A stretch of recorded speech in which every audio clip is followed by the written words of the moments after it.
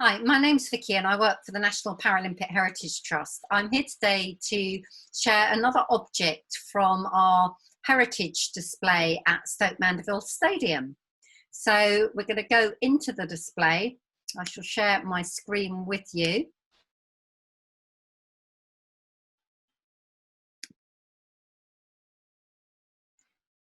This is our virtual Heritage Centre, which you can go onto our website in your own time and visit as well. You'll be able to watch all the films and look at the objects. So I'm going to take us inside the Heritage Centre and I'm going to take us to the area of the displays here, which we call the Paralympic timeline, that sort of takes you from the 1940s and the very first games all the way through to the most recent games. And in fact, we've even got Somity, So Mighty, the mascot for Tokyo 2020, now 2021, in the case. So the item I want to share with you today is this fabulous jacket. This jacket is actually from Seoul, 1988. And it belonged to a wonderful athlete, Yvonne Matts, who was a bowls player. Bowls used to be part of the Paralympics. It isn't anymore, but it was in 1988. Now, this jacket isn't actually part of the official kit.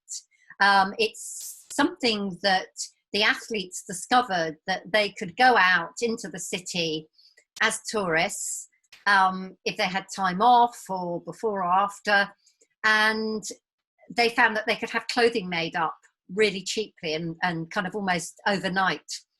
And bomber jackets had kind of been in the 80s, and they had these fabulous, the bowling team had these amazing jackets made up with this early logo on it. You can see that it's almost like five little, in different colours, fish swimming along.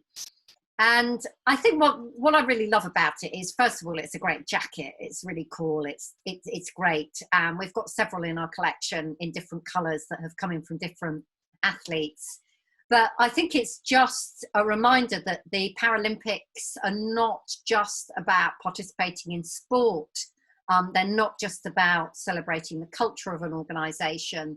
They're also about, and certainly this was very much in Gutman's mind as well, about disabled people getting out there, travellers, explorers, and showing the world, that they're as good as anyone. And, that was in his mind. You have the right to live and do everything that anyone else might be able to do.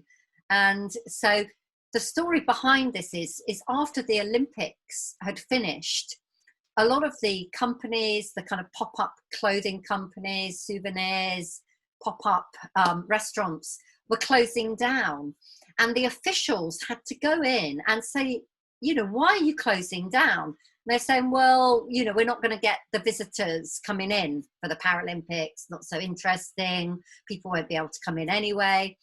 And they were told, no, you have to stay open and you have to, there will be visitors. And of course there were. So I think it's an important story in that kind of history of the Paralympics and how it's evolved.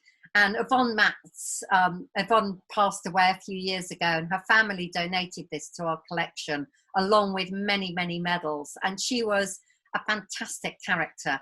And if you Google on our website, you can find out more about her and her extraordinary life. Thank you very much for coming along, and we look forward to seeing you again in the future. Many thanks. Bye-bye.